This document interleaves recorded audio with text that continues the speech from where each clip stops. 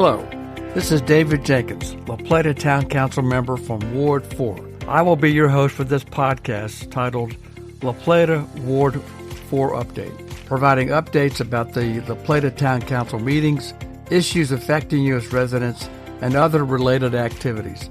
I've also started a La Plata Ward 4 video update, which are short videos about specific projects and issues, and have been posted to my Facebook page, facebook.com/djenkinslp Town Council Ward 4 /. These videos are also posted to the app or the website called Nextdoor, www.nextdoor.com//.newsfeed. A little background: the Town Council has their work sessions each month on the second and third Tuesday, and then we have our business meeting on the fourth Tuesday. All meetings start at 6 p.m., and now the Town Council work sessions and business meetings are now hybrid. That is, you can attend in person or virtually. Each agenda provides a link to attend virtually using the Microsoft Teams platform. Meeting agendas can be accessed to the town website, www.townlaplata.org. And please note, all meetings are recorded, so you can view them later at your leisure. So now let's get started with our latest update.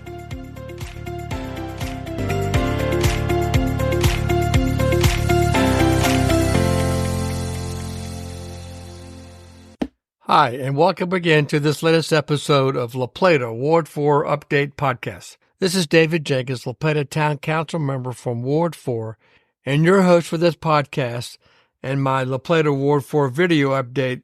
Please note that both the podcast and the video are now on YouTube and YouTube Music. I want to talk about two recent conferences or events that I attended that I believe have important lessons for La Plata and Charles County. This includes the Maryland Municipal League's summer conference in Ocean City earlier this month in June, and in May of 2024, the Maryland Smart Growth Summit held in Annapolis, Maryland. Let me first talk about the Maryland Municipal League Summer Conference. There are key lessons from one particular presentation that I attended. That was called Securing a Sustainable Water for the Future, and it was presented by the Maryland Department of the Environment and the City of Westminster, which has a 2020 population of 19,600 folks. A little background: that town, the town of Westminster, faced a severe drought and water shortage in 2002. And unlike La Plata and Charles County, their water supply is a 122 million gallon water reservoir and 10 groundwater wells. Due to a severe drought, water had to be trucked in to meet water demand.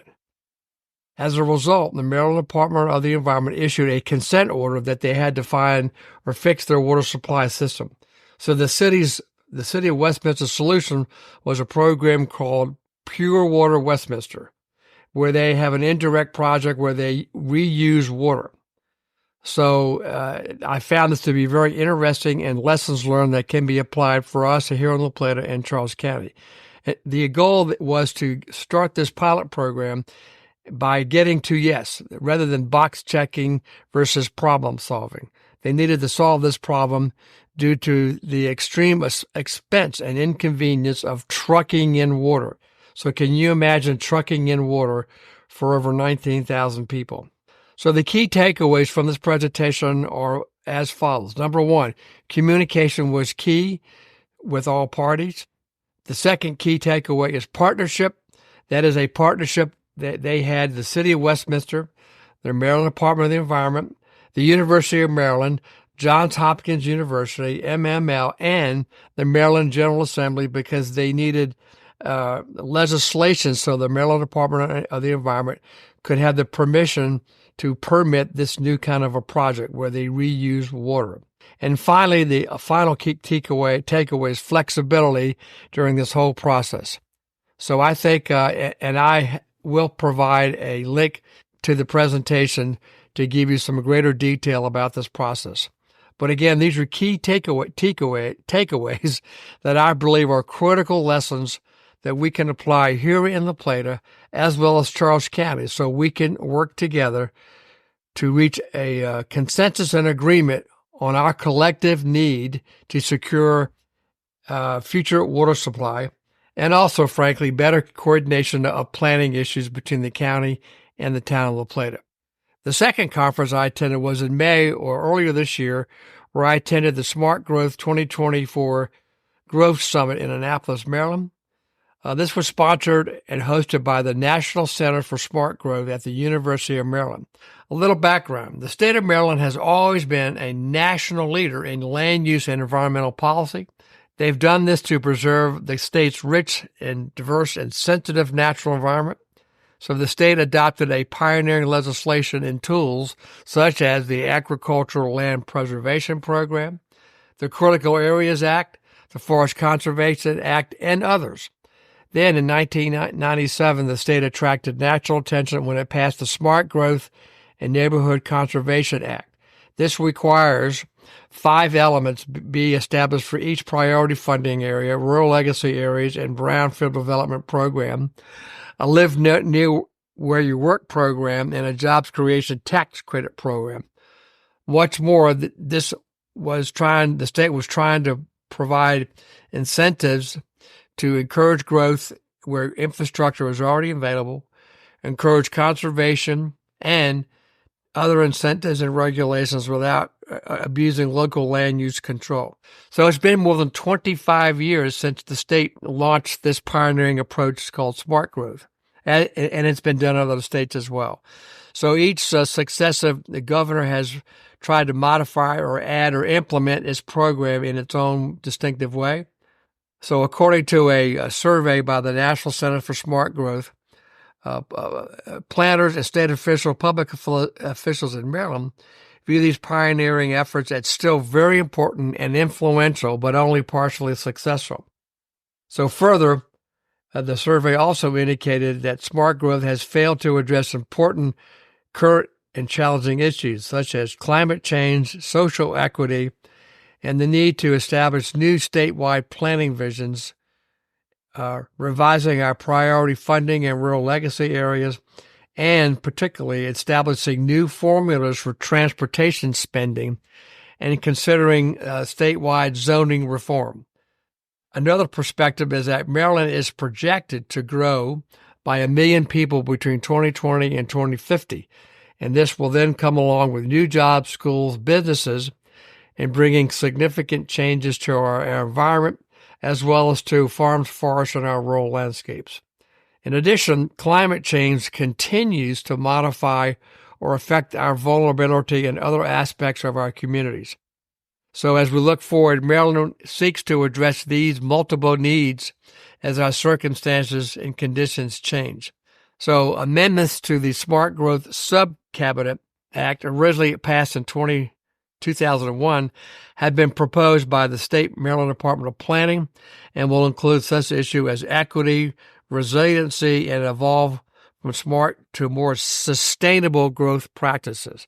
And the new Westmore or Governor Moore administration is also seeking additional opportunities to reframe the state's approach to land use, environmental, and social economic development.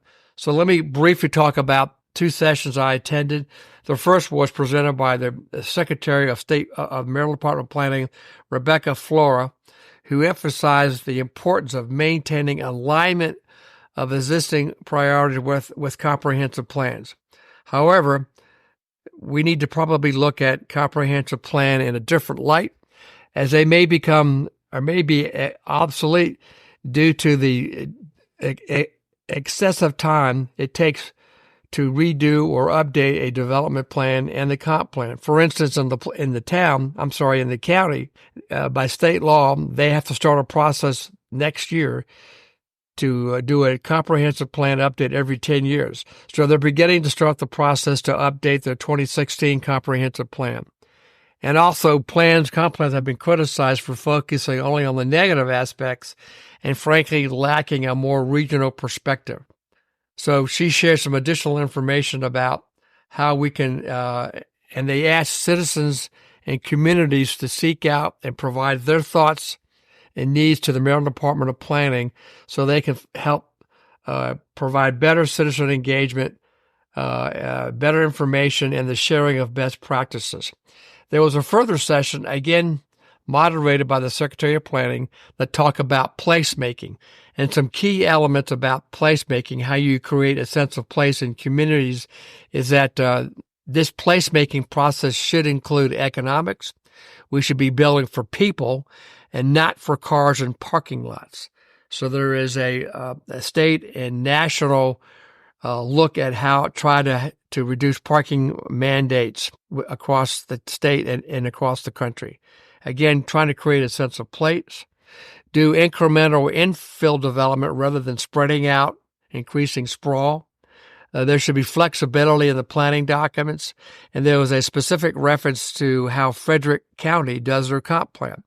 They do an economic opportunity plan where they look to seek and create jobs in places where people live. They then create an annual work program to implement their comp plan. So it's important to note, however, that one size does not fit all. So it's important that Charles County and even La Plata can hopefully tailor-make these kind of templates to our local conditions. But it is important to have transparency.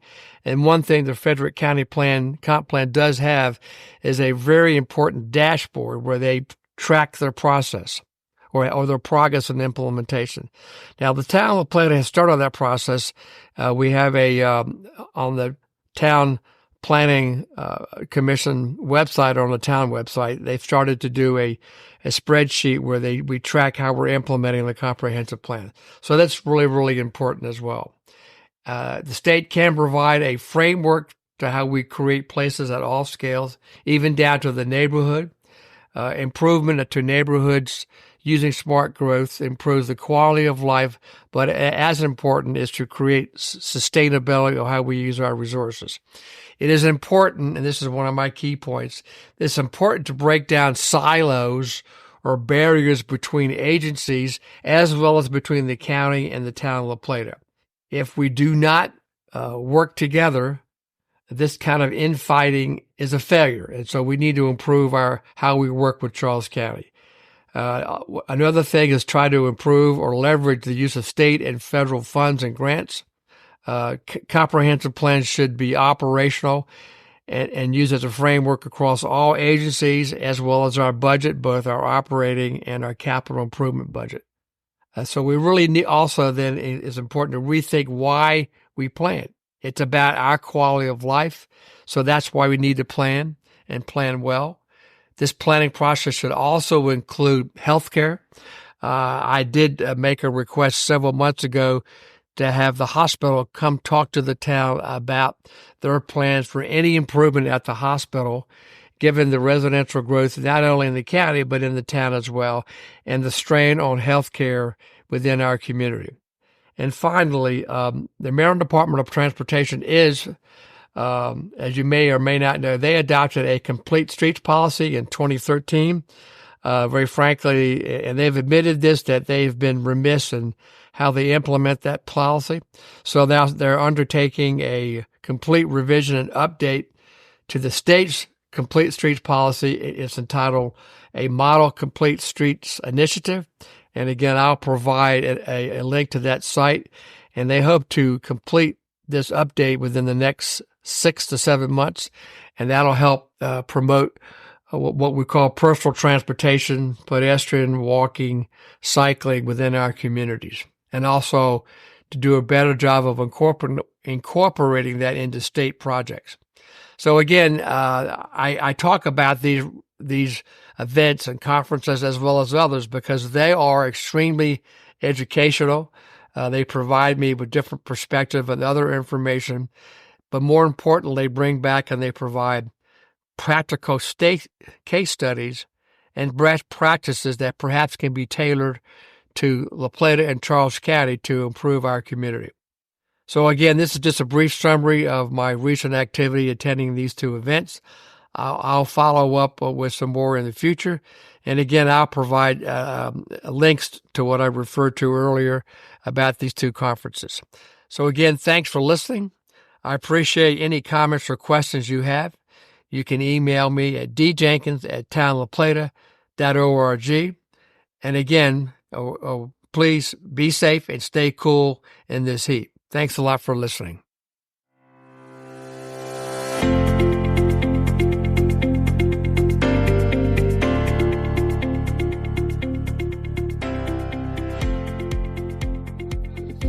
This concludes the latest La Plata Town Council Ward 4 update. I hope you find this podcast informative and useful. So let me know what you think. I look forward to speaking to you again and listening to your questions and concerns. To reach me, my email address is djenkins@townoflaplata.org, or my cell phone number is 301-263-3471. Thanks for listening. Talk to you soon.